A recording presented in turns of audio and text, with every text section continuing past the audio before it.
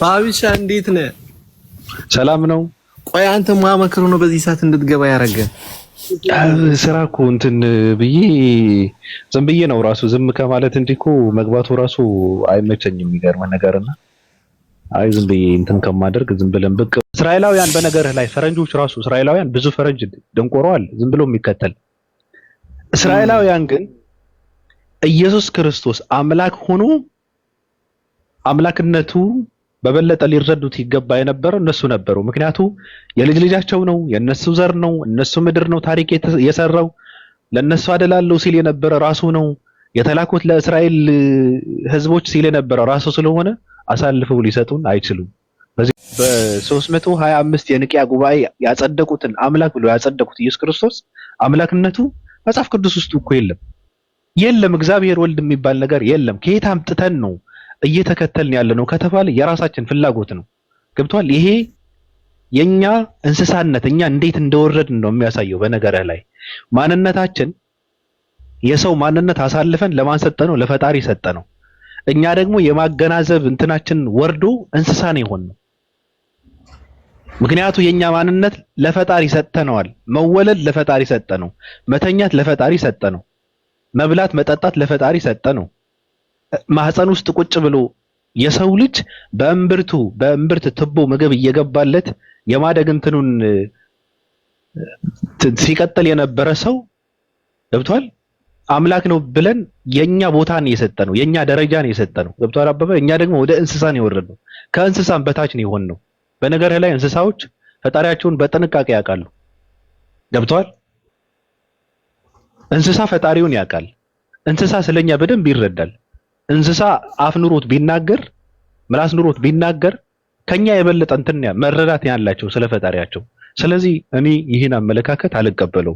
ትውልድም መንቃት አለበት፣ ነፃ መውጣት አለበት። ይፈልጉታል። እስራኤላውያን በነገርህ ላይ ፈረንጆች ራሱ እስራኤላውያን ብዙ ፈረንጅ ደንቆረዋል ዝም ብሎ የሚከተል እስራኤላውያን ግን ኢየሱስ ክርስቶስ አምላክ ሆኖ አምላክነቱ በበለጠ ሊረዱት ይገባ የነበረው እነሱ ነበሩ። ምክንያቱ የልጅ ልጃቸው ነው፣ የነሱ ዘር ነው፣ እነሱ ምድር ነው ታሪክ የሰራው ለነሱ አደላለው ሲል የነበረ ራሱ ነው። የተላኩት ለእስራኤል ህዝቦች ሲል የነበረ ራሱ ስለሆነ አሳልፈው ሊሰጡን አይችሉም። በዚህ ልክ መጀዘብ የለብንም። ደስ ይላቸዋል ልጃቸውን እያመለክን ስለሆነ አንድ እስራኤላዊ ሰውን ለእስራኤላዊ ሰው እያጎበደድንም እያፈነደድንም ስለሆነ ደስ ይላቸዋል። እነሱ ይፈልጉታል። እንዲጠፋም አይፈልጉትም በነገርህ ላይ። ስለዚህ መንቃት ነው ያለብን ብዬ ነው ማምነው። ምን ትላለህ አንተ እንደ ኢየሱስ ክርስቶስ ተከታይ ሰው?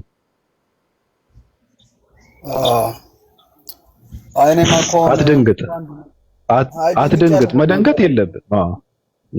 ደንግጬ እኮ አይደለም መሰለህ። አሁን አንዳንድ ጊዜ አሁን አዲስ አበባ ሀሳብ ተፈጥሮብኝ ነው በኋላ እሷ ማን ነበረ ስሟ ምህረት ምናምን ያለችው ነገር ጋር ምናምን ተይዞ ምናምን አሁን ደግሞ አንተ እያወራኝ ነው ምናምን ከዚህ በፊት ማውቀው እውቀት አለኝና ምናልባት አንድ በደንብ ያላስተዋልኩት ነገር ይኖር ይሆን ብዬ እያሰብኩ ነው። ገብቷል አለ። አይ የጭንቅ እኮ ነው፣ የጭንቅ ውጤት ነው የማሂ። አሁን ሌላ ተአምር ስላለ ሳይሆን ጭንቀዋት ነው። ኢየሱስ ክርስቶስ ስለራሴ መመስከር አልችልም አለ መጽሐፍ ቅዱስ ውስጥ። ገብቷል አባባሌ። የምትሰሙት ቃል የኔ አይደለም አለ፣ የሌላ አካል ነው፣ ስለኔ ሌላ ነው የሚመሰክረው አለ። ገብቷል። አምላክ ነኝም አላለም ኢየሱስ ክርስቶስ። እንደምታውቀው በስራና በቃል ብርቱ ነብይ ስለነበረው ስለ ናዝሬቱ ኢየሱስ እያለም ያወራል። ብዙ ነገር ነው መጽሐፍ ቅዱስ። በነገርህ ላይ ህይወት አልነበረውም፣ ህይወት ተሰጠው። ጌትነቱ ራሱ ተሰጠው። ብዙ ነገር ነው መጽሐፍ ቅዱስ እኮ ካነበብከው ኢየሱስ ክርስቶስ ሁሉም ነገር ተሰጥቶታል። ሲያደርገው የነበረው ሁላ አምላኩን ሲያሳየው የነበረ ነው። ለምንድን ነው ሲያሳየው የነበረ ከተባለ የእስራኤል ህዝቦች እንዲደነቁ ነው። አብ ወልድን ይወዳል፣ የሚያደርገውን ሁሉ ያሳየዋል አለ።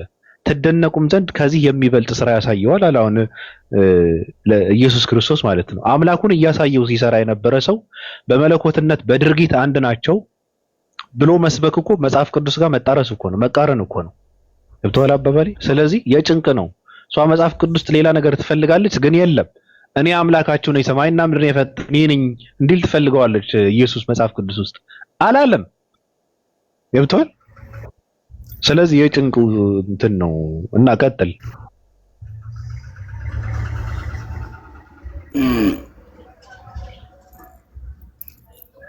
እውነት ነው። አሁን እኮ ባቢ እኔ አሁን ሌላ ነገር ማለት ያቃተልም ተቃላለ። አሁን አንተ የምትናገራቸው ቃላቶች የራሱ የናዝሬቱ ኢየሱስ ክርስቶስ ቃል በቃል የተናገረው ቀይ ፊደላት ከሚባሉት መካከል ውስጥ አንዱ ነው። ይሄ አሁን አንተ የምትናገራለ። አሁን ይሄን ከየትኛው እውነት ጋር አድርጌ ነው ላስታርቀው የሚለውን ነገር ነው። ተረዳኝ አይደለ? እኔ አሁን እያሰብኩ ያለሁት እንጂ እውነት ነው። ከራሱ አንዳችም እንደማይቻለው እስከ መጨረሻው ሰዓትም ድረስ ራሱን ማሳለፍ ለአባቱ እንደሰጠ ነፍሱ ሁሉ አሁን በሚሮ ላይ እየተመላለሰብኝ ነው። ገብቶላል?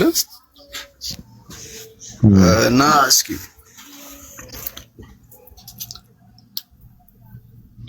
አንተ ለራስህ ትላካለህ?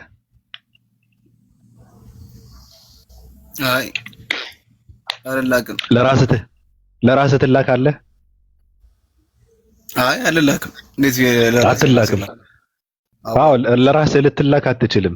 ምክንያቱም ወይ ራስህን መሄድ አለብህ ወይ ሌላ አካል መላክ አለብህ አይደል? ኢየሱስ ክርስቶስ ተላከ ወይስ መጣ? ተላከ ነው እንጂ። እና ራሱ እግዚአብሔር ከሆነ እንዴት ነው ተላከ ብለን የምንለው?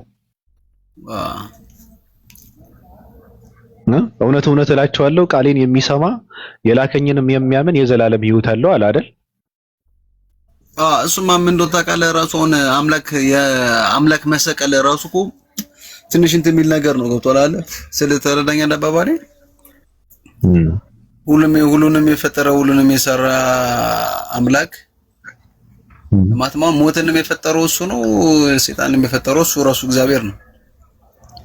ማለት ሁሉም በሱ ቁጥጥር ስር ነው ያለና ሁሉንም እንደገና እንደፈለገ ማድረግ የሚችል አምላክ ነው። ግን ራሱ ለምን አምላክ በሰው ተመስሎ መጥቶ እንደገና የአምላክ መሞትና የአምላክ መሰቀል ራሱ እኮ ጥያቄ ምናምን ይኖረዋል። ግን ምንድነው ነው ነገር ከዛ በፊት መለኮታዊ አሰራር በሚል ነበር። ገብቶሃል አይደለ? መለኮታዊ አሰራር የእግዚአብሔር የማዳኛ መንገድ ማለትም አሁን ይሄ ምንም ግልጽ እኮ ነው። ማለትም እኛ ድሮ ከእግዚአብሔር ጋር የነበረ ከዘፍጥረታችን ነው ነበርን። እዛ የእውቀት ዛፍ በላን፣ አዎ በላን፣ ክፉና ደጉን ለየን። ከዛ በኋላ እግዚአብሔር ምን አለ? ከዛ ከእኛ እንዳንዱ እንዳይሆን አይደለ? ማለትም ያቺ የህይወት ዛፍ ደግሞ ከእኛ እንዳንዱ ይሆናል። ስለዚህ ይውጣ፣ ከዚህ ይውጣ ይባረር በሚለው ተወስኖ ሆነ ነው እንዴ እኮ ከኛ እንዳንዱ ሆነ ነው የሚለው አይደል እግዚአብሔር? አዎ ከዛፏም ደግሞ እንዳይበላ ለዘላለምም እንዳይኖር አባሩት አለ። ምንድነው ክፉና ደጉን በመለየት ደረጃ ከኛ እንዳንዱ ሆኗል አለ። ያችን የዘላለም ህይወት ከበላ ደግሞ ምንድነው ያቺ የዘላለም ህይወት ዛፏን ከበላን ደግሞ ያው እንትን ነው ምንድነው ኃጢአት ያለበት ዘላለም የሚኖር ሰው እንደመሆን እንደማለት ነው። ምንድነች ያቺ የዘላለም ህይወት የምትበላ ዛፍ ምንድነች? ይሄው እንግዲህ መጽሐፍ ላይ የህይወት ዛፍ ነው የሚላት። ምን እኮ የህይወት ዛፍ ይላታል። ምንድነች እሷ?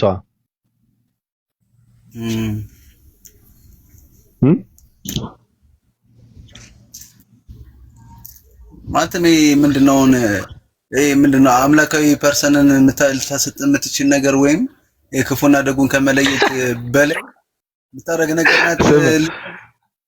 አምላካዊ ማንነት የምታሰጥ ነገር። አሁን እግዚአብሔር አዳምን ሲፈጥረው እንትኑ ማለት አፈጣጠሩ ገደብ አድርጎ አይደለም የፈጠረው ማለት ነው። ከጊዜ እንትን ሂደት በኋላ ወደ አምላክነት ደረጃ የሚያድግ ማንነት አለው ነበረው ማለት ነው አዳም ሲፈጥረው ራሱ። እንግዲህ አሁን መጽሐፍ ቅዱስ እንደሚናገር እንደዛ አይደል? የእውቀት ዛፍን በላ መጀመሪያ አይደለ? የእውቀት ዛፍን በላ ከዛ ወደገነት ተባረከበት እንደምንለው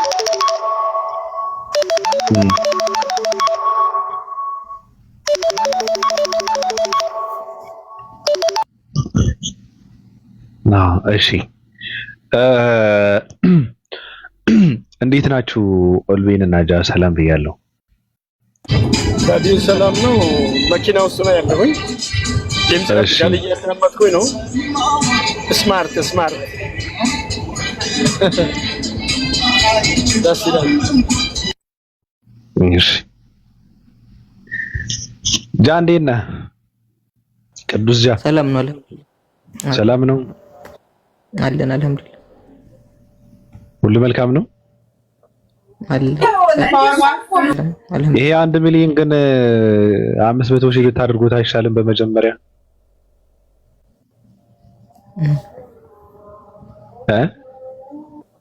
እኔ እንጃ የሰው ሀሳብ ስለሆነ የኔ ሀሳብ አይደለም። 1 ሚሊዮን ከምን አንፃር አስቦት እንደሆነ እኔ እንጃ። ያው ያሰቡበት አንግል ይኖራቸው። አይ እሱ ምኞት ነው። ደስ ይላል እኮ እንደዛ እንዲሆን አሪፍ ነው። ግን ችግሩ ምንድነው? ያሰለችሃል። አሁን በአንዴ 1 ሚሊዮን ልትገባ አትችልም። ስንት ወር ነው ፈሎ አድርጎት እያልከ ፈሎ የምታስደርገው? ግን በአጭር ጊዜ አሁን ለምሳሌ 300 ሺህ እንትን ታደርገዋለህ፣ ደርሰህ እንትንህን ታሳድሳለህ። ገብቷል? አላማህን እንትን ስታደርግ ተመልሰህ ደግሞ 500 ሺህ ታደርገዋለህ። እንደገና ደግሞ 1 ሚሊዮን ማለት እንጂ ዘለው ወደ 1 ሚሊዮን ትንሽ እንዳይሰለቻችሁ ብዬ ነው። ቀጥል፣ ችግር የለውም፣ አሪፍ ነው።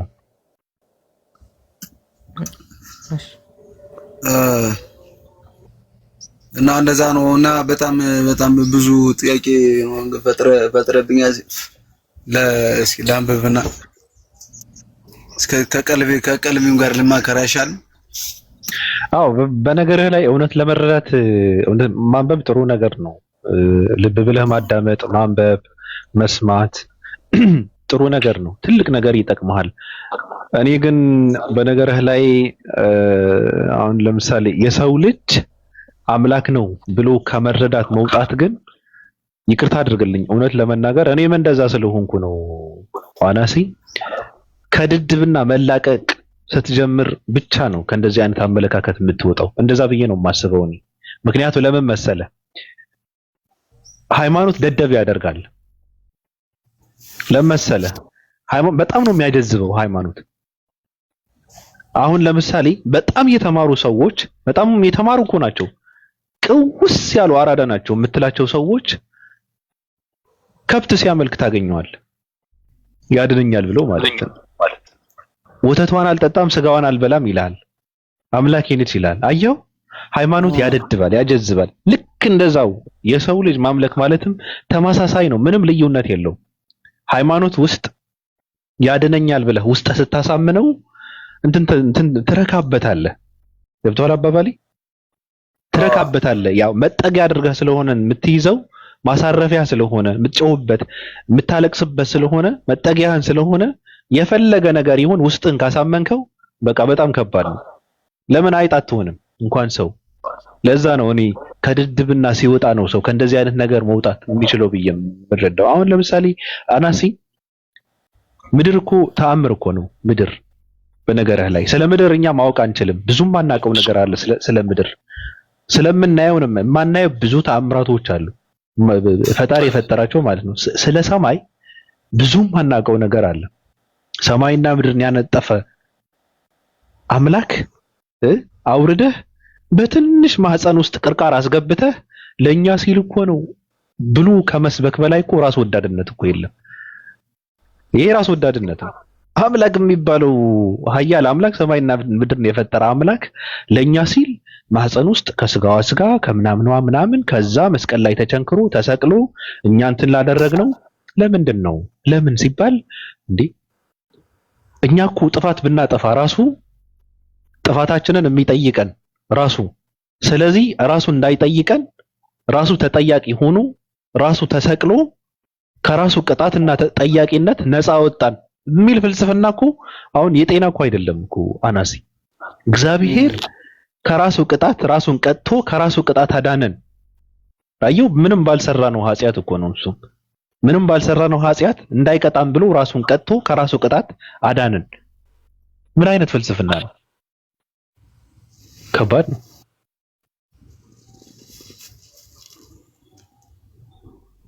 አየው። ስለዚህ ከእንደዚህ አይነት ነገር ሰው መላቀቅ አለበት፣ ውስጡን ማሳረፍ አለበት፣ ማረፍ አለበት። በቃ ከእንደዚህ አይነት ነገር ማረፍ ነው ያለበት። ገብቷል? ምናልባትም አሁን አንተ ኃይለኛ ከሆንክ ምናልባትም ይሄ ነገር ልትቀጣበት ትችላለህ ነገ። ምክንያቱ ስህተት ከሆነ የሌለ ነገር ነው እያልክ ያለው ፈጣሪ ላይ በጣም ድንበር እያለፍክ ነው። አንዱ ሐራሃራን ታውቀዋለህ? እኔ ትልቁም ነገር ስለተናገረ በቃ እንትን አድርገዋለሁ በነገርህ ላይ እንደው ፈጣሪ ትዕግስቱ በጣም ይገርመኛል አለ። እውነት ነው። የሆነ ነገር አውርዶ እኮ ሊያጠፋን ይችል ነበር እኮ እንደዚህ በማለታችን አለ። ልክ ነው። እስራኤላዊ ነው እግዚአብሔር ማለት ፈጣሪ ማለት እስራኤላዊ ነው። ከማህፀን ተወለደ፣ ምርት ነበረው፣ ይበላ ይጠጣ ይተኛ ነበረ ምናምን ብለህ ማለት እኮ ያው ፈጣሪ ትዕግስት ስላለው እንጂ ያጠፋን ነበር እኮ በነገር ላይ እንዲህ በማለታችን ብቻ እኮ። ስለዚህ ምናልባት አንተ የምትራመድበት መንገድ ምናልባት ነገ ልትጠየቅበት ትችላለህ። አመሰግናለሁ። ቀጥል። ባቢ በጣም ትልቅ ነገር ነው የነገርከኝ ያለው።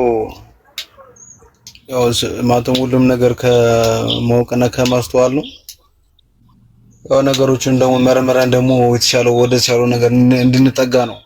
እውነት ህይወት ራሱ የሚነግረን እንደዛ ነው። ህይወት ማለት ራሱ አይተ መረመረ ወደ ተሻለው መጠጋት ነው እና እስኪ እንግዲህ እውነት ያለውን ሁሉ እስኪ ነው እንደዛ ነው ያሰብኩት ያለውትና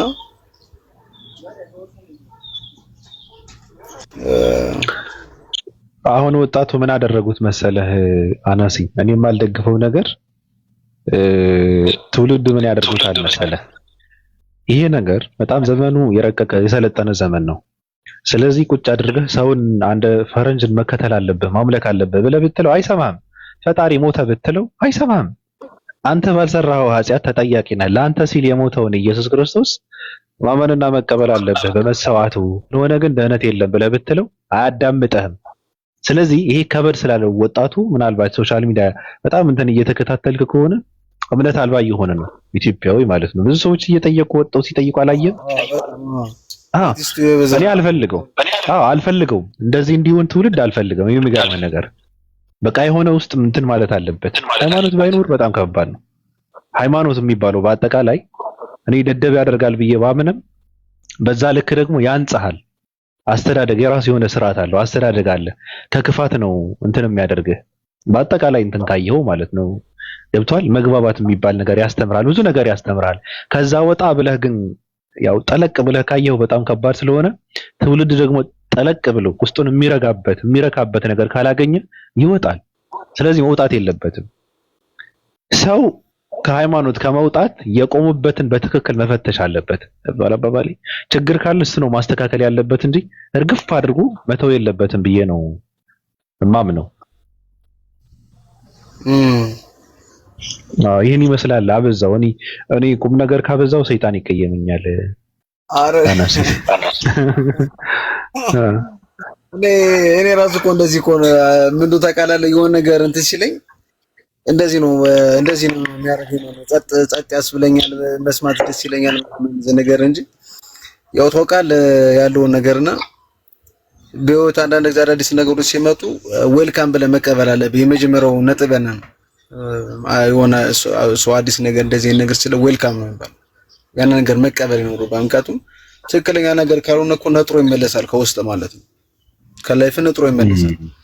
ግን ምንድነው መጀመሪያ ነገር ሲመጣ በጥሩ መንፈስ፣ በጥሩ ነገር፣ በጥሩ እይታ እሺ ብለህ ዌልካም ብለህ ተቀበለ ያንን ነገር ማንሰላሰል የመጀመሪያው ነጥብ ያና ነው። ትረዳኝ አይደለ? ከዛ ያን ነገር ውስጥ ላይ ይገባና ቁጭ ይላል አይደለ? ይንሰላሰላል እኮ ዝም ብለህ መቼም ይሄን ሁሉ የምናደርገው ዝም ብሎ ለመቀመጥ አይደለም። ሁላችንም እኮ ውስጣችን ላይ የሚንሰላሰል አንድ ነገር ስላለ እኮ ነው። አንድ እውነት ስላለ ያን ነገር ሼር አድርጎ ለማባዛትና በሁሉም ሰው ላይ ለማስቀመጥ እኮ ነው አይደለ? የሁሉ እንቅስቃሴ የምናደርገው። ያን ነገር ደግሞ ይዋለ ያደረ እንደዚህ ሲል ራሱ ከህይወት ይመሰክራል። ከአሁን አንተ የነገርከኝ ያወራኝ ነገር አለ፣ የመጣሁበት ህይወት አለ፣ የሆነ ያለው ነገር አለ፣ ከፊት ደግሞ የሚሆን ነገር ደግሞ አለ። ስለዚህ ከነዛ ነገር አንፃር እኮ ደግሞ ነገሮች እንትን ይላሉና ምልል ፈልጌ ነው ባቢ፣ በጣም ጥሩ ነገር ነው የነገር ክልል ፈልጌ ነው። አላበዛ ምናምን ሰይጣን ከደበረው ደግሞ ይደብረው ከፈለገ ነው። ይታባው። አመሰግናለሁ አናሲ። አውራቸው ነጃ አሉ ራስህን እንድትፈትሽ እንድታቂ ያደርግሃል። በጣም አሁን ራሴ የቤት ስራ ሰጥቶኛል ባቢ የሚባል ብራዘር አብሽር ሁሌም ስንመጣ የቤት ስራ ይዘን የምንወጣው ሁላችን እኛም ያንተ ቢጤ ነን እንደዚህ ቅድም ራሱ ያልኩት ነበር ማን ነበር እዚህ ጋር የሆነ ጥያቄ ጠይቆኝ ወይኔ መጀመሪያ ማንበብ ፈልጋለሁ እና አንድ ሐሰን የሚባል ብራዘር እንደዚህ ብሎኝ እኮ ብዬ ያወራኋችሁ ነበር አይደል ባቢ እዚህ ቀደም መርካቶ ምናምን መጽሐፍ ልቀበል ነው ምናምን ብዬ ያወራኋችሁ ነበር